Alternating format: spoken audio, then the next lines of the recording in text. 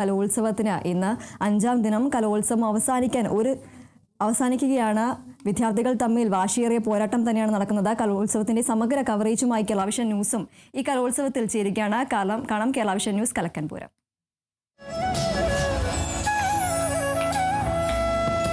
കലക്കൻ പൂരം powered by future wealth group, വിശ്വാസത്തിന്റെ വളർച്ചയുടെ സ്ഥിരതയുടെ പാരമ്പര്യം. Associate sponsor Aquila Finance, the legacy of trusted service since 1995. Genlac NC Thinner, മികച്ച finishing, ഉറപ്പുള്ള ഗുണമേന്മ, തിന്നറിൽ കേമൻ. Vismaya amusement park, Parassinikkadavu, Kannur. Kochi's most sought after affordable lending library and co-working space.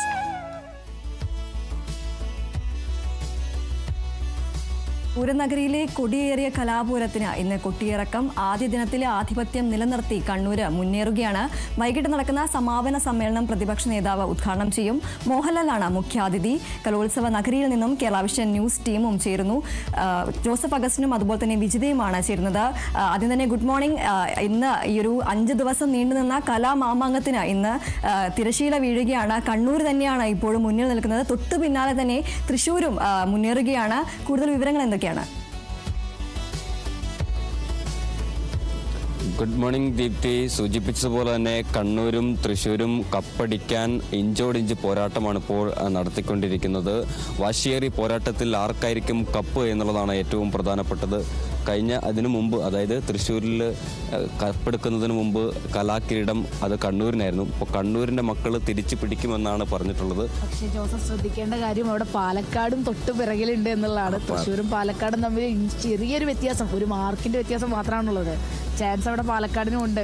ഇപ്പം പാലക്കാട് ചിലപ്പോൾ കപ്പടിക്കാനും സാധ്യതയുണ്ടല്ലേ? പാലക്കാട് കഴിഞ്ഞ കലോത്സവത്തിന് വന്നു കഴിഞ്ഞത് തൃശ്ശൂരും പാലക്കാടും ഇതേപോലെ ഒറ്റ പോയിന്റിന്റെ വ്യത്യാസമായിരുന്നു. അതേപോലെ തന്നെയാണ് ഇവിടെയും നിൽക്കുന്നത്. കണ്ണൂർ മുകളിലാണ്. പക്ഷെ കണ്ണൂരിലേക്ക് എത്താൻ ഈ പറയുന്ന തൃശ്ശൂരിനും പാലക്കാടിനും അധിക സമയം ആവശ്യമില്ല എന്നുള്ളതാണ്. ഈ കഴിഞ്ഞ തവണ സംഭവിച്ചത് എന്താണെന്ന് വെച്ച് കഴിഞ്ഞാൽ, ഈ അവസാന ദിവസമായപ്പോൾ ഈ ചില മത്സരങ്ങളുണ്ടല്ലോ, ആ മത്സരങ്ങളിൽ വ്യക്തമായ ആധിപത്യം പാലക്കാടിനും തൃശ്ശൂരിനുമുണ്ട്. അങ്ങനെയാണ് കഴിഞ്ഞ തവണ കപ്പ് ഈ കണ്ണൂരിൽ നിന്ന് നേരെ തൃശ്ശൂരിലേക്ക് പോയത്. ഇത്തവണ അത് ആവർത്തിക്കുമോ എന്നൊരു ഭയം എനിക്ക് മനസ്സിലുണ്ട്. ചിലപ്പോൾ ആവർത്തിക്കാനുള്ള സാധ്യതയുണ്ട്. അത്തരത്തിലുള്ളൊരു ഐറ്റംസ് ഒക്കെയാണ് ഇന്ന് പ്രധാനമായിട്ടും ഉള്ളത്. എന്തായാലും ആർക്ക് കപ്പ് കിട്ടിയാലും അത് നമ്മളെ സംബന്ധിച്ചിടത്തോളം സന്തോഷമുള്ള കാര്യമാണ്. കാരണം ഈ കഷ്ടപ്പാടിൻ്റെ ഫലമാണ് ഈ ഫലമായി പുറത്തു വരുന്നത്. അതുകൊണ്ട് തന്നെ ഇത്തരത്തിൽ ഈ കഷ്ടപ്പാടിൻ്റെ ഫലം പുറത്തു വരുമ്പോൾ അർഹതപ്പെട്ടവർക്ക് ലഭിക്കും. അത് തന്നെയാണ് ഇതിൻ്റെ ഏറ്റവും വലിയ പ്രത്യേകത എന്ന് പറയുന്നത്. അത് തന്നെയാണ് ഇതിൻ്റെ ഏറ്റവും വലിയ മനോഹാരിത എന്ന് പറയുന്നത്. നമ്മളിപ്പോൾ നിൽക്കുന്നത് വടക്കുന്നാഥന്റെ മുൻപിലാണ്. തൃശ്ശൂരിന്റെ, അങ്ങനെ പറയാൻ പറ്റില്ല, കേരളത്തിന്റെ അഭിമാനമായിട്ടുള്ള, തൃശ്ശൂർക്കാരുടെ അഹങ്കാരമായിട്ടുള്ള വടക്കുന്നാഥ ക്ഷേത്രത്തിന്റെ മുൻപിലാണ് നമ്മൾ നിൽക്കുന്നത്. രാവിലത്തെ ഇവിടെ ഒരു കാഴ്ച എന്ന് പറയുന്നത് വളരെ മനോഹരമാണ്. ഒരുപാട് ആളുകൾ ഇവിടെ വരുന്നുണ്ട്. അതോടൊപ്പം തന്നെ രാവിലെ അമ്പലത്തിലേക്ക് വരുന്നവരും ഒക്കെ ഇവിടെ ഉണ്ട്. ഇവിടെ നിന്നൊരു പോസിറ്റീവ് എനർജി ഉണ്ടല്ലേ രാവിലെ ഇവിടെ നിൽക്കുമ്പോൾ? പിന്നെ ഈ തൃശ്ശൂരിൽ കാല് കുത്തിയപ്പോൾ മുതൽ പോസിറ്റീവ് എനർജിയാണ്. കാരണം എന്താണെന്നറിയോ, അതായത് ഈ ഒരു നഗരത്തിന്റെ ഒരു പ്രത്യേകതയാണെന്ന് തോന്നുന്നു. എല്ലാവിധ സംസ്കാരങ്ങളെയും സ്വീകരിച്ചൊരു നാടാണ് ഈ തൃശ്ശൂർ എന്ന് പറയുന്നത്. അതായത് കേരളത്തിന്റെ സാംസ്കാരിക തലസ്ഥാനം എന്നറിയപ്പെടുന്നത് തൃശ്ശൂരാണ്. അപ്പോൾ നമുക്കതിനെ ഒരു പോസിറ്റീവ് എനർജി കിട്ടാതിരിക്കാൻ ഒരു മാർഗവുമില്ല. ഇത് ഈ മണ്ണിന്റെ ഒരു പ്രത്യേകത കൂടിയാണ്. നേരത്തെ സംസാരിച്ച സമയത്ത് ഒരു കുട്ടി പറഞ്ഞൊരു കാര്യം, അതായത് മേളത്തിന്റെ താളം മാത്രം മുറുകിയിരുന്ന മണ്ണ്, ആ മണ്ണിലാണ് ഈ കൾച്ചറലായിട്ടുള്ളൊരു ഡിഫറൻസ്, അതായത് മാർഗം കളിക്കുന്ന കുട്ടികൾ, ചവിട്ടുനാടകം കളിക്കുന്ന കുട്ടികൾ, കോൽക്കളി കുട്ടികൾ, ഒപ്പന കുട്ടികൾ, അങ്ങനെ ഗോത്ര വിഭാഗത്തിൽ, അതായത് ഈ മൈതാനത്ത് എല്ലാം സമന്വയിക്കപ്പെടുന്നു. അതാണ് ഈ കലോത്സവത്തിന്റെ ഒരു പ്രത്യേകത എന്ന് പറയുന്നത്. കലോത്സവം ഇതേപോലെ തന്നെയാണ് ജോസഫ്. കഴിഞ്ഞ ദിവസം ഞാനും ഇങ്ങനെ നടക്കുന്ന സമയത്ത് നമ്മൾ പരിചയപ്പെട്ട എല്ലാവരും പറഞ്ഞൊരു കാര്യമാണ്, തൃശ്ശൂരുകാർക്ക് തൃശ്ശൂർ പൂരം പോലെ തന്നെയാണ് കലോത്സവം. വലിയ വ്യത്യാസമൊന്നുമില്ല. അതേ ആഘോഷം, അല്ലെങ്കിൽ ആ ഒരു ആവേശം ഇവിടെയുള്ള ഓരോ മനുഷ്യൻ്റെ, ഇവിടെ എത്തിയവരിലും അത് എത്തിയിട്ടുണ്ട് എന്നുള്ളതാണ് മറ്റൊരു കാര്യം. തൃശ്ശൂരുകാർക്ക് ആവേശമാണ്. അതോടൊപ്പം കേരളത്തിന്റെ പല ഭാഗത്തു നിന്നും ഇവിടെ എത്തിയവരുണ്ട്. അവർക്കും ഇവിടെ എത്തുമ്പോൾ അത് വലിയ ആഘോഷമാണ് എന്നുള്ളത് തന്നെയാണ്. പിന്നെ ഇതിൻ്റെ ഒരു വലിയ പ്രത്യേകത, 5 ദിവസങ്ങളിലേക്ക് കടക്കുകയാണ്. ഇന്ന് ഏറ്റവും അവസാനത്തെ ദിവസമാണ്. ഈ അവസാനത്തെ ദിവസത്തിൽ എത്തി നിൽക്കുമ്പോൾ ഈ കലോത്സവത്തെ എങ്ങനെയാണ് വിലയിരുത്തുന്നത്? അതായത് ആദ്യഘട്ടത്തിൽ വിദ്യാഭ്യാസ വകുപ്പ് അടക്കം പറഞ്ഞത്, മുഖ്യമന്ത്രി അടക്കം പറഞ്ഞത്, ഇതൊരു ഉത്തരവാദിത്ത കലോത്സവമാണ് എന്നാണ് പറഞ്ഞത്. എന്താണ് തോന്നുന്നത്? ഈ വിജിതയ്ക്ക് എന്താണ് തോന്നുന്നത്? ഉത്തരവാദിത്ത കലോത്സവമാണോ അല്ലയോ? ഉത്തരവാദിത്ത കലോത്സവമാണ് എന്ന് തന്നെ പറയേണ്ടി വരും. കാരണം നമ്മളിവിടെ വന്ന അന്ന് തൊട്ട് ഇവിടെയുള്ള ഓരോ ആളുകളെയും അതോടൊപ്പം എല്ലാവരെയും കാണുന്നതാണ്. ഉത്തരവാദിത്തത്തോടെ തന്നെയാണ് ആരോഗ്യ മേഖലയും എല്ലാ മേഖലയും ഈ ഒരു കലോത്സവത്തെ ഏറ്റെടുത്തിരിക്കുന്നത് എന്നാണ് പ്രധാനപ്പെട്ട കാര്യം. ഇവിടെയുള്ള വേസ്റ്റ് മാനേജ്മെന്റ് അടക്കം കൃത്യമായിട്ട് വേണ്ട രീതിയിൽ എല്ലാ സ്റ്റാളുകളിലും അല്ലെങ്കിൽ എല്ലാ സ്റ്റേജുകളിലും പരിസരത്തുമൊക്കെ അത് കൃത്യമായിട്ട് നടക്കുന്നുണ്ട്. അതോടൊപ്പം തന്നെ ഏറ്റവും കൂടുതൽ എനിക്ക് തോന്നുന്നു അപകടങ്ങളും കുഴഞ്ഞു വീഴുകളൊക്കെ കുട്ടികൾക്ക് ഏറ്റവും കൂടുതൽ ഉണ്ടാവുന്ന ഒരു സ്റ്റേജാണ് 1ഉം 2ഉം ഒക്കെ. ഗോത്രകലകൾ അടക്കമുള്ള ഇരുള നൃത്തം തുടങ്ങിയ ഗോത്രകലകൾ അടക്കമുള്ള ഒരു സ്റ്റേജാണ് 2. അതോടൊപ്പം തന്നെ 1ലാണ് സംഘ നൃത്തങ്ങൾ, അതേപോലെ തന്നെ ഗ്രൂപ്പായിട്ടുള്ള പരിപാടികളൊക്കെ നടക്കുന്നത്. അവിടെയൊക്കെ ഏറ്റവും കൂടുതൽ കുട്ടികൾ കുഴഞ്ഞു വീഴുന്ന ഒരു സാഹചര്യമുണ്ട്. പക്ഷേ അവിടെ കൃത്യമായിട്ട് ഇടപെടാനും അതിന് വേണ്ട കാര്യങ്ങൾ ചെയ്യാനും മെഡിക്കൽ ടീമിന് കഴിയുന്നുണ്ട്. കഴിഞ്ഞ 2 ദിവസമായിട്ട് അല്ലെങ്കിൽ ഈ കഴിഞ്ഞ ദിവസങ്ങളിലൊക്കെ നമ്മൾ കാണുന്ന ഒരു കാര്യമാണ്. അവർ കൃത്യമായിട്ടുള്ള ഇടപെടലുകൾ നടത്തുന്നുണ്ട്. അങ്ങനെ എല്ലാ മേഖലയും പറയേണ്ടി വരും. ഇപ്പൊ ഭക്ഷണം അടക്കമുള്ള കാര്യങ്ങൾ ഭക്ഷണത്തിന്റെ കാര്യത്തെക്കുറിച്ച് എനിക്കൊന്നും പറയാനില്ല. കാരണം കഴിഞ്ഞ തവണത്തെ കലോത്സവത്തിൽ പോയിരുന്നു. അപ്പം കൂടുതൽ സമയം കലവറയുമായി ബന്ധപ്പെട്ട് വാർത്തകളും അതുമായി നൽകാൻ കഴിഞ്ഞിരുന്നു. അന്ന് ആരുടെയോ ശാപമാണെന്ന് തോന്നുന്നു. ഇതുവരെ കലവറയിൽ കയറാനൊരു അവസരം ഇതുവരെ കിട്ടിയിട്ടില്ല. പക്ഷേ വിജിതയ്ക്ക് കലവറയെ കുറിച്ച് കൃത്യമായിട്ട് പറയാൻ സാധിക്കും. കാരണം വന്ന തൊട്ട് കലവറയിലാണ് തന്നെയാണ്. രാവിലെ ഉച്ചയ്ക്ക് വൈകുന്നേരം പറ്റുമെങ്കിൽ ചുമ്മാ സമയം കിട്ടുമ്പോഴും വിജിത അവിടെയൊക്കെ പോവാറുണ്ട്. അതെ, ഭക്ഷണം എല്ലാവരുടെയും വീക്ക്നെസ് ആണല്ലോ. പഴയിടം എന്ന് പറയുമ്പോ തന്നെ സ്വാദ്. പഴം പോലും കഴിക്കാൻ എനിക്ക് ഈ പ്രാവശ്യം പറ്റിയിട്ടില്ല. സാറില്ല ജോസഫ് പോട്ടെ, ഇന്ന് ഒരു ദിവസം കൂടിയുണ്ട്, നമുക്ക് വിശദമായിട്ട് പോയെങ്കിൽ കഴിക്കാം. കാരണം പഴയിടത്തിന്റെ സ്വാദ് നമ്മളൊക്കെ ഞാനൊക്കെ കേട്ടിട്ടേ ഉള്ളൂ. എന്റെ ആദ്യത്തെ കലോത്സവമാണ് ഇത്. അപ്പൊ എനിക്കിവിടെ വന്നപ്പോ തന്നെ ഭയങ്കര ത്രില്ലായിരുന്നു. പഴയിടത്തിന്റെ ഭക്ഷണം കഴിക്കണം. ഞാൻ അത് പ്രതീക്ഷിച്ചാണ് ആദ്യം കലവറയ്ക്ക് ഓടി ചെല്ലുന്നത്. പക്ഷെ അവിടുത്തെ ഒരു വൈബ് എന്ന് പറയുന്നത് വേറെയാണ് കേട്ടോ. കാരണം കൃത്യമായിട്ടുള്ള ഒരു ക്ലീനിങ്ങും കാര്യങ്ങളൊക്കെ അവരവിടെ ചെയ്യുന്നുണ്ട്. ഏത് സമയം ഉണർന്ന് പ്രവർത്തിക്കുന്ന അവിടെയും കലയാണ്. കാരണം അവിടെ പാട്ടടക്കമുള്ള കാര്യങ്ങൾ ഇത്തവണ സജ്ജീകരിച്ചിട്ടുണ്ട്. ആർക്ക് വേണമെങ്കിലും പാടാം. അതോടൊപ്പം ഭക്ഷണം കഴിക്കുന്നവർക്ക് അത് ആസ്വദിക്കാൻ പറ്റും. 24 മണിക്കൂറും പ്രവർത്തിക്കുന്ന ഒരുപാട് മനുഷ്യരുള്ള അതും കലയാണ്. കുക്കിംഗ് കലയാണല്ലോ. അപ്പോൾ അത് കൃത്യമായിട്ട് നടത്തുന്ന ഒരു സ്ഥലമാണ്. കഴിക്കുന്നതും കലയാണ്. ഞാൻ ആ ഒരു സ്ഥലത്തൊക്കെ ഇങ്ങനെ പോകുന്ന ഒരു കലാകാരിയാണ്, അങ്ങനെ വേണമെങ്കിൽ പറയാം. മനസ്സിലായി. അതായത് പിന്നീട് നമുക്ക് ഈ ഇതിലെ ഏറ്റവും പ്രധാനപ്പെട്ടത്, അതായത് ഇത്തവണയും കലോത്സവ കഴിഞ്ഞ തവണത്തെ പോലത്തെ ഒരു കാര്യം വീണ്ടും റിപ്പീറ്റ് ചെയ്ത് എന്താണെന്നറിയോ? എന്താ? സാമകാലിക പ്രസക്തമായ നിരവധി വിഷയങ്ങൾ ഇത്തവണയും കലോത്സവ വേദിയിൽ വന്നു. വളരെ ശരിയാണ്. ഹൂ കേസ് എന്ന് ചോദിച്ച ആളോട് സ്റ്റേജിൽ നിന്ന് ഹൂ കേസ് മറുപടി നൽകിയ വിദ്യാർത്ഥികൾ ഉണ്ട്. കാരണം നമ്മൾ പലപ്പോഴും പറയാറുണ്ടല്ലേ, ജെൻസി കുട്ടികൾക്ക് ഈ എന്താ പറയാ പൊളിറ്റിക്സിനോടൊന്നും താല്പര്യമില്ല. അരാഷ്ട്രീയത ഉള്ള ആളുകളാണ് ജെൻസികൾ. പക്ഷെ അങ്ങനെയല്ല, അവർക്ക് കൃത്യമായിട്ട് കാര്യങ്ങളെ മനസ്സിലാക്കാനും പഠിക്കാനും തിരിച്ചു പറയാനും പ്രതികരിക്കാനുമുള്ള ഗഡ്സുള്ള പിള്ളേർ തന്നെയാണ്. അത് ഈ കലോത്സവത്തിന് അവർ കാണിച്ചിട്ടുമുണ്ട്. കാരണം ഏത് മേഖല എടുത്തു കഴിഞ്ഞാലും അവർ കൃത്യമായിട്ട് പറയേണ്ട കാര്യങ്ങൾ, ഇപ്പോൾ ചാക്യാർകൂത്താണെങ്കിലും മോണാക്ട് ആണെങ്കിലും ഒക്കെ കൃത്യമായിട്ട് പറയേണ്ട കാര്യങ്ങൾ, സമകാലിക വിഷയങ്ങളൊക്കെ. എന്തൊക്കെ പ്രധാനപ്പെട്ട വിഷയങ്ങളാണ് വിജിത ഈ ഇത്തവണത്തെ കലോത്സവത്തിൽ പ്രധാന ചർച്ചയായി, പ്രധാന ഇതിവൃത്തമായിട്ട് വന്നിട്ടുള്ളത്? എനിക്ക് തോന്നുന്നു ഇത്തവണ ഞാൻ ശ്രദ്ധിച്ചൊരു കാര്യം, ഇപ്പോൾ ശബരിമല സ്വർണ്ണ വിഷയം ഇങ്ങനെ കത്തി നിൽക്കുന്ന സമയമാണ്. അത് കൃത്യമായിട്ട് പല പരിപാടികളിലും കൊണ്ടുവരാനായിട്ട് കുട്ടികളെ ശ്രമിച്ചിട്ടുണ്ട്. അതോടൊപ്പം ഇന്ന് വന്നിട്ടുള്ള ഈ ട്രോളുകളാണെങ്കിലും അങ്ങനത്തെ കാര്യങ്ങളൊക്കെ, ഇപ്പൊ ബാബുസ്വാമിയൊക്കെ അതൊക്കെ ഇത്തവണ കയറി വന്നിട്ടുണ്ട്. അങ്ങനെ പല കാര്യങ്ങളും ഇങ്ങനെ ട്രെൻഡിങ് ആയിട്ട് നിൽക്കുന്ന കാര്യങ്ങൾ അല്ലെങ്കിൽ രാഷ്ട്രീയപരമായിട്ടൊക്കെ മുന്നിൽ നിൽക്കുന്ന കുറെ കാര്യങ്ങൾ ഇത്തവണ വന്നിട്ടുണ്ട്. ജോസഫ് അങ്ങനെ കുറച്ച് കാര്യങ്ങൾ പാലസ്തീനിലെ കുഞ്ഞുമക്കളുടെ വേദന ഇത്തവണയും കലോത്സവ വേദിയിൽ വലിയ രീതിയിൽ ചർച്ചയായിട്ടുണ്ട്. അത് പൊതുജനത്തിന്റെ ഇടയിൽ ചർച്ചയാവേണ്ട ഒരു വിഷയം തന്നെയാണെന്ന് വിചാരിക്കുന്ന ഒരാൾ കൂടിയാണ്. ശരിയാണ്. പാലസ്തീന്റെ വിഷയം, അത് അന്താരാഷ്ട്ര വിഷയം, നമ്മുടെ വിഷയമായി കുട്ടികൾ സ്വീകരിക്കുന്നു എന്നുള്ളതാണ് ഇതിന്റെ ഏറ്റവും വലിയ പ്രത്യേകത എന്ന് പറയുന്നത്. പിന്നീട് മറ്റൊരു വിഷയം പറയുകയാണെങ്കിൽ രാഹുൽ മാങ്കൂട്ടത്തിന്റെ ബന്ധപ്പെട്ട ഹൂ കേസ്, അത് കൃത്യമായി കുട്ടികൾ പറഞ്ഞു വെച്ചിട്ടുണ്ട്. പിന്നീട് ഏറ്റവും ഇതിൽ വന്നിരിക്കുന്ന ഒരു മാറ്റം എന്ന് പറയുന്നത് റാം കെയർ ഓഫ് ആനന്ദി എന്ന നോവലിലെ കഥാപാത്രമായ മല്ലിനെ ഇത്തവണ നാടോടി നൃത്ത വേദിയിൽ അവതരിപ്പിക്കപ്പെട്ടു. അപ്പം ഇന്നലെ അവരുമായി സംസാരിച്ച സമയത്ത് പറഞ്ഞു, അതായത് ഈ മൈതാനത്ത് നിന്ന് ഒരുപാട് തിക്താനുഭവങ്ങൾ നേരിട്ടിട്ടുള്ള ഒരാളാണ് ഞാൻ. കലോത്സവ വേദികൾ ഇത്തരത്തിലുള്ള ഒരു വിപ്ലവാത്മകമായിട്ടുള്ളൊരു മാറ്റം കൊണ്ടുവരുമ്പോൾ അത് സമൂഹം മാറുന്നു, അതിൻ്റെ ഒരു പ്രതിഫലനമാണ് ഈ കലോത്സവ വേദി എന്നാണ് അവർ പറഞ്ഞു വെച്ചാൽ അത് തീർച്ചയായും ശരിയാണ്. കാരണം കലോത്സവ വേദികളിൽ കൂടി ഇത്തരം വിഷയങ്ങൾ അവതരിപ്പിക്കുമ്പോൾ അത് പൊതുസമൂഹം ഏറ്റെടുക്കും. കാരണം മാറുന്ന തലമുറയുടെ ചിന്താഗതിയാണല്ലോ കലോത്സവ വേദിയിലുള്ളത്. കലോത്സവവും ആ ഒരു കാലഘട്ടത്തിലെ രാഷ്ട്രീയം എന്താണെന്ന് കൃത്യമായി ചർച്ച ചെയ്ത് പോയിട്ടുള്ളതാണ്. ഇത്തവണയും അത് ആവർത്തിച്ചു കൃത്യമായിട്ട് എന്താണെന്നുള്ളത് പറഞ്ഞു വെച്ചിട്ട് തന്നെയാണ് ഈ കലോത്സവവും സമാപിക്കുന്നത്. പിന്നെ ഒരു കാര്യം, ഈ കലോത്സവ ചരിത്രത്തിൽ സംഭവിക്കാത്ത ഒരു അപൂർവ കാര്യം ഇത്തവണ കലോത്സവത്തിൽ സംഭവിച്ചു. എന്താണെന്നറിയോ? ഇല്ല, അത് ഞാൻ കണ്ടില്ലായിരുന്നു. എന്തായിരുന്നു? അതായത് അത് കാസർഗോഡ് നിന്നുള്ളൊരു സംഭവമാണ്. അതായത് ഒരു കുട്ടിക്ക് ഒരു അപൂർവ രോഗം ബാധിച്ചു. അപൂർവ രോഗം ബാധിച്ചപ്പോൾ കുട്ടിക്ക് ഇവിടെ നേരിട്ട് എത്തേണ്ടതില്ല എന്ന് പൊതുവിദ്യാഭ്യാസ വകുപ്പ് തീരുമാനമെടുക്കുകയും ആ കുട്ടി ക്വാറന്റൈനിലാണ് ഉണ്ടായിരുന്നത്. പടനയിലുള്ള സിയ എന്ന് പറഞ്ഞൊരു പെൺകുട്ടിയാണ്. പോസ്റ്റർ രചന, അറബിക് പോസ്റ്റർ രചനയിലാണ് പങ്കെടുത്തത്.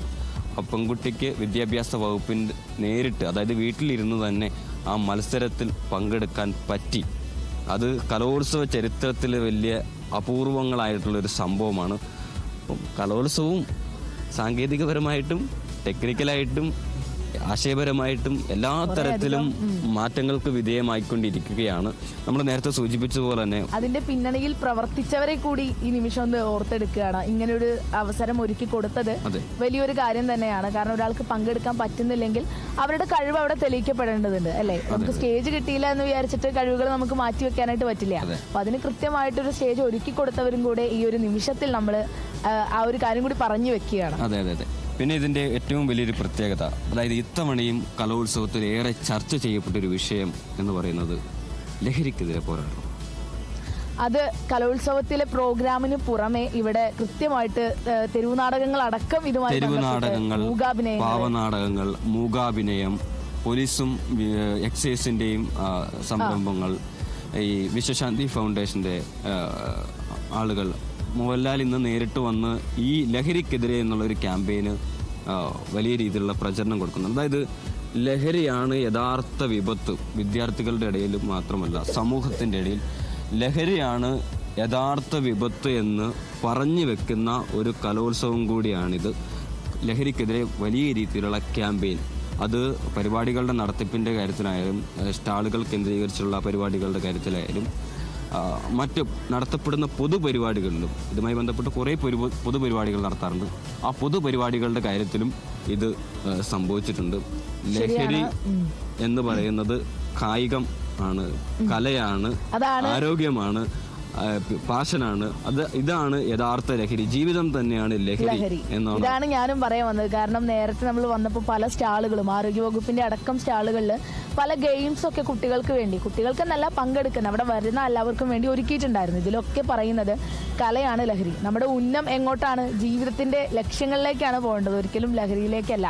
കാര്യം പറഞ്ഞു വെച്ചുകൊണ്ടാണ് ഇവിടെ പല സ്റ്റാളുകളും, അതോടൊപ്പം തന്നെ മൂകാഭിനയൊക്കെ ജോസഫ് പറഞ്ഞ പോലെ തെരുവ് നാടകങ്ങൾ അടക്കം ഉണ്ടായത്. ഇത് കൃത്യമായിട്ട് ലഹരിയുടെ വിപത്ത് എന്താണ് എന്നുള്ളത് മനസ്സിലാക്കി ഓരോ കുട്ടികളും ഇവിടെ പെർഫോം ചെയ്യുന്ന ഒരു കാര്യം ഉണ്ടായിട്ടുണ്ട്. അപ്പോൾ അതൊക്കെ കൃത്യമായിട്ട് ആളുകളിലേക്ക് എത്തിയെന്ന് തന്നെയാണ് നമ്മൾ വിശ്വസിക്കുന്നത്. അതെ, തീർച്ചയായിട്ടും കുട്ടികളും അത് പറയുന്നുണ്ട്. അതായത് ഇതിന് കുട്ടികൾ തന്നെയാണ് ഇതിൻ്റെ ഏറ്റവും വലിയ ആശയ പ്രചാരകർ എന്ന് പറയുന്നത്. ലഹരിക്കെതിരെയുള്ള ഏറ്റവും വലിയ ആശയ പ്രചാരകർ കുട്ടികളാണ്. ഈ എക്സൈസിൻ്റെ ഒരു സ്റ്റാളിൽ സന്ദർശിച്ച സമയത്ത് അവർ പറഞ്ഞൊരു കാര്യം, അജ്ഞതയാണ് ലഹരി ഉപയോഗിക്കാനുള്ള കാരണം. അതായത് ഇത് ഉപയോഗിച്ചു കഴിഞ്ഞാൽ എൻ്റെ ആരോഗ്യത്തിന് എന്ത് സംഭവിക്കുമെന്ന്. ജോസഫ്, നമുക്കറിയാം ഇപ്പോൾ എന്തായാലും കലോത്സവം അവസാന ദിനത്തേക്ക് അടുത്തിരിക്കുകയാണ്. ഇപ്പോൾ നിങ്ങൾ സൂചിപ്പിച്ചതുപോലെ തന്നെ വടക്കുന്നാഥിന്റെ മുന്നിലാണ്. നമുക്ക് ഈ ഒരു നിങ്ങൾ തൊട്ടുപുറകിൽ തന്നെ ഒരുപാട് ആളുകൾ, ഒരുപാട് പ്രേക്ഷകർ തന്നെ നിൽക്കുന്നത് നമുക്ക് കാണാം. ഈ കലോത്സവം കാണാനും എല്ലാമായി നിരവധി ആളുകൾ എത്തുന്നത് കാണാം. അവരുടെ എല്ലാം ഈ ഒരു കലോത്സവത്തിനെ കുറിച്ചുള്ള അഭിപ്രായങ്ങളെല്ലാം അറിയാൻ നമുക്ക് ആകാംക്ഷയുണ്ട്. അവരിലേക്കൊന്ന് നമുക്ക് എത്തിപ്പെടാൻ സാധിക്കുമോ? തീർച്ചയായും ഇവിടെ കലോത്സവത്ത് വന്നവരേക്കാൾ കൂടുതൽ ഇവിടെ ക്ഷേത്രം സന്ദർശിക്കാനൊക്കെ വന്നിരിക്കുന്ന ആളുകളാണ്. അതുകൊണ്ട് തന്നെ ഇവർക്ക് ഇതുമായി ബന്ധപ്പെട്ട് കലോത്സവത്തിൻ്റെ കാര്യങ്ങളെല്ലാം ആസ്വദിക്കുന്നുണ്ട്. പക്ഷേ ഈ കലോത്സവത്തെക്കുറിച്ച് പറയാൻ അവർക്ക് അത്ര അറിയില്ല. എന്നാലും അവർ ആസ്വാദകരാണ്, ക്ഷേത്രത്തിൽ വന്നിരിക്കുന്ന ആളുകളാണ്. എന്തായാലും ദീപ്തി സൂചിപ്പിച്ചതുപോലെ തന്നെ ഈ തൃശ്ശൂർ അത് ഈ കലോത്സവത്തെ ഹൃദയത്തിൽ ഏറ്റെടുത്തു, അത് ഹൃദയത്തിൽ കൊണ്ടു നടന്നു എന്ന് തന്നെ പറയാം. ചേട്ടാ, കലോത്സവത്തിനൊക്കെ പോയിരുന്നോ? ഇല്ല. ഇല്ല. അന്ന് പോകണമെന്ന് ആഗ്രഹമുണ്ടോ? എന്തെങ്കിലും ആഗ്രഹമൊക്കെ ഉണ്ട്. ഗതികേട് വയ്യാക്കി അതെയാ. ശ്വാസം മുട്ട് തരണേ. ഒരാൾ 10 രൂപ ചോദിച്ചാൽ ചായ കുടിക്കാൻ ചോദിച്ചാലും തരില്ല. അതാണ് നമ്മുടെ സ്ഥിതി. നല്ല തണുപ്പാണ്, രാവിലെ ഇറങ്ങി നടക്കരുത്. ഒരു ചായ കുടിക്കാൻ തരുമോ? ചായ കുടിക്കാം, നമുക്ക് ചായ കുടിക്കാം. നമുക്ക് പഴയടത്തിന്റെ ചായ തന്നെ കുടിക്കാം കേട്ടോ, പേടിക്കണ്ട കേട്ടോ. ഓക്കെ, എന്തായാലും അവിടെയും പഴയടത്തിന് തന്നെ പഴയടത്തിന്റെ അടുത്തേക്ക് തന്നെ വിട്ടിട്ടുണ്ട് ചേട്ടൻ. എന്തായാലും നമുക്ക് ഇന്നത്തെ മത്സര ഇനങ്ങളും കൂടി ഒന്ന് പറഞ്ഞു. ഓക്കെ, ഇന്ന് ഇപ്പോൾ 990 പോയിന്റുമായിട്ട് കണ്ണൂരാണ് മുന്നിലുള്ളത്. നേരെ പിറകിലായിട്ട് തൃശ്ശൂർ 983 പോയിന്റുമായിട്ടുണ്ട്. 982 പോയിന്റായിട്ട് പാലക്കാടും ഉണ്ട്. ഇന്ന് 8 മത്സരങ്ങളാണ് ഇനി ബാക്കിയുള്ളത്. 8 മത്സരങ്ങൾ കൂടി ഇനി നടക്കാനുണ്ട്. അതിൽ ഏറ്റവും പ്രധാനപ്പെട്ടത് ഒന്നാമത്തെ സ്റ്റേജിൽ നടക്കുന്നത് നാടോടി നൃത്തമാണ്. രണ്ടാമത്തെ സ്റ്റേജിലായിട്ട് കുച്ചിപ്പുടി നടക്കുന്നുണ്ട്. മൂന്നാമത്തെ സ്റ്റേജിലായിട്ട് വഞ്ചിപ്പാട്ട് നടക്കുന്നുണ്ട്. അത് കഴിഞ്ഞ് അഞ്ചാമത്തെ സ്റ്റേജിലായിട്ട് സംഘഗാനം നടക്കുന്നുണ്ട്. ഉറുദു സംഘഗാനമാണ് ഹൈസ്കൂൾ വിഭാഗം. അതോടൊപ്പം തന്നെ എട്ടാമത്തെ സ്റ്റേജിലായിട്ട് കഥകളി സംഗീതം ഹയർ സെക്കൻഡറി വിഭാഗം ഗേൾസിൻ്റെ നടക്കുന്നുണ്ട്.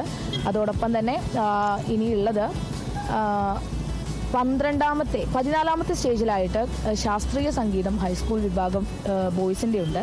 അതോടൊപ്പം തന്നെ 15ാമത്തെ വേദിയിലായിട്ട് നാദസ്വരം ഹയർ സെക്കൻഡറി വിഭാഗമുണ്ട്. 18ാമത്തെ വേദിയിലായിട്ട് വയലിൻ നടക്കുന്നുണ്ട്.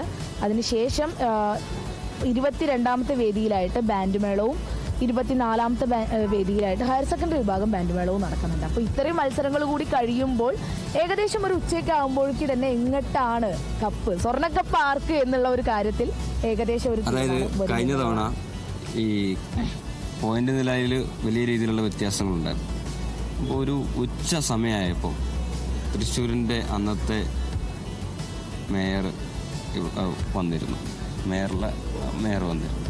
അപ്പോൾ തന്നെ ഞാൻ പറഞ്ഞു, തൃശ്ശൂരും എല്ലാം അങ്ങ് എടുക്കും. ഇപ്പം മേയർമാരായാലും എംപിമാരായാലും പുറത്ത് ജില്ലയിൽ നിന്ന് വരുന്നുണ്ടോ എന്ന് നോക്കിയാൽ മതി. അവർക്കായിരിക്കും കപ്പ് കിട്ടാനുള്ള എങ്ങോട്ടാണ് സ്വർണ്ണക്കപ്പിന്റെ ചായ എന്ന് മനസ്സിലാക്കാൻ സാധിക്കും. എന്തായാലും ഞായറാഴ്ചയാണ്, കുറച്ചധികം തിരക്ക് ഇന്ന് ഉണ്ടാവും. കഴിഞ്ഞ ദിവസങ്ങളിലൊക്കെ വലിയ രീതിയിൽ തിരക്കുണ്ടായല്ലേ, 1-2 വേദികളിലൊക്കെ ഭയങ്കര ആളുകളായിരുന്നു. പക്ഷേ മൈതാനത്ത് ഇഷ്ടം പോലെ സ്ഥലമുള്ളതുകൊണ്ട് ഒരു കുഴപ്പമില്ല, എല്ലാവർക്കും സുഖമായിട്ട് വന്ന് കാഴ്ചകളൊക്കെ കണ്ട് തിരിച്ചു പോവാം. എന്തായാലും ഇന്ന് മോഹൻലാലാണ് നമ്മുടെ സെന്റർ ഓഫ് അട്രാക്ഷൻ എന്ന് പറയുന്നത്. ലാലേട്ടനെ കാണാനായിട്ട് എന്തായാലും തൃശ്ശൂർ മൊത്തം ഇന്ന് ഇവിടെ തടിച്ചു കൂടും, അക്കാര്യത്തിൽ സംശയമൊന്നും വേണ്ട. എന്തായാലും ലാലേട്ടനാണ് ഇന്നത്തെ മുഖ്യ അതിഥി എന്ന് പറയുന്നത്. ഇന്ന് സമാപന സമ്മേളനം ഏകദേശം 4 മണിക്കാണല്ലേ, 4 മണിക്ക് സമാപന സമ്മേളനം ഉദ്ഘാടനം ചെയ്യുന്നത്. അതോടൊപ്പം തന്നെ കെ രാജൻ അടക്കമുള്ളവർ ഇവിടെ എത്തുന്നുണ്ട്. എന്തായാലും സമാപന സമ്മേളനത്തോട് ഒരു 5 ദിവസത്തെ ഉത്സവ പുലരി എന്ന് തന്നെ പറയാം. 5 ദിവസം നമ്മളിവിടെ വന്ന് നിന്ന് ലൈവൊക്കെ ചെയ്ത് കൃത്യമായിട്ട് പ്രേക്ഷകരിലേക്ക് എല്ലാം എത്തിക്കാൻ നമുക്ക് കഴിഞ്ഞിട്ടുണ്ട്. എന്തായാലും ആ ഒരു 5 ദിവസങ്ങൾ ദിനരാത്രങ്ങളാണ് ഇവിടെ, ഒരു ഉത്സവ പുലരിയുടെ ദിനരാത്രങ്ങളാണ് ഇപ്പോൾ കഴിയാനായിട്ട് നിൽക്കുന്നത്, സമാപിക്കാനായിട്ട് പോകുന്നത്. എന്തായാലും അതിന്റെ ആഘോഷം എന്ന് പറയുന്നത് പിന്നല്ലാണ്ട് നല്ല വിഷമമുണ്ട്. കാരണം ഞാനിത് ആദ്യമായിട്ടാണ് ഇവിടെ വരുന്നത്. വന്നപ്പോൾ തന്നെ നമുക്ക് ആ ഒരു വൈബ് എന്നല്ല, മൊത്തത്തിലൊരു സന്തോഷമാണോ, എല്ലാവരെയും കൂടി കാണുമ്പോൾ ഒരു സന്തോഷം ഉണ്ടല്ലോ, പരിപാടികൾ കാണുമ്പോഴും. ഈ കലോത്സവത്തിന് മറ്റൊരു പ്രത്യേകത കൂടിയുണ്ട്. എന്തെന്നറിയാം, മാധ്യമ പ്രവർത്തകരുടെ ഒരു റീയൂണിയൻ കൂടിയാണ് ഈ കലോത്സവം. ഈ കലോത്സവം ഏറ്റവും കൂടുതൽ ആസ്വദിക്കുന്നതും കലോത്സവം കൂടുതൽ ഏറ്റെടുക്കുന്നതും അതിനെ ഏറ്റവും മനോഹരമാക്കുന്നതിലൊരു പ്രധാനപ്പെട്ടത് ഘടകം എന്ന് പറയുന്നത്, അല്ലെങ്കിൽ ആൾക്കാരെന്ന് പറയുന്നത് മാധ്യമപ്രവർത്തകരുടെ ഒരു റീയൂണിയനാണ് ഇവിടെ സംഭവിക്കുന്നത്. എല്ലാ ജില്ലയിലുള്ള മാധ്യമപ്രവർത്തകരെ നമുക്ക് ഒറ്റ സ്ഥലത്ത് വെച്ച് കാണാൻ പറ്റും. അത് പിന്നെ നമ്മളുടെ സ്ഥാപനത്തിൽ നിന്ന് മറ്റ് സ്ഥാപനങ്ങളിലേക്ക് പോയവരെയൊക്കെ കാണാൻ പറ്റുന്ന ഒരു വലിയൊരു അപൂർവമായിട്ടുള്ള ഒരു നിമിഷമാണ്. മാത്രമല്ല, കാസർഗോഡ് മുതൽ കടക്കുന്ന തിരുവനന്തപുരം വരെയുള്ള നമ്മളുടെ റിപ്പോർട്ടേഴ്സിനെയും തമ്മിൽ ഒരു മീറ്റിംഗ് വെച്ചാൽ പോലും കണ്ടുമുട്ടാൻ ചിലപ്പോൾ സാധിച്ചു വരില്ല. വളരെ സന്തോഷത്തോടു കൂടി ആഘോഷത്തോടു കൂടി എല്ലാവരും വരുന്ന ഒരു സ്ഥലമാണ് എന്ന് തന്നെ പറയേണ്ടി വരും. അതെ. ശരി, എന്തായാലും പൂരനഗരിയിൽ കൊടിയേറിയ കലാപൂരത്തിന് ഇന്ന് കൊട്ടിയിറക്കമാണ്. ആദ്യ ദിനത്തിലെ ആധിപത്യം നിലനിർത്തിയിരിക്കുകയാണ് കണ്ണൂര്. ഇപ്പോഴും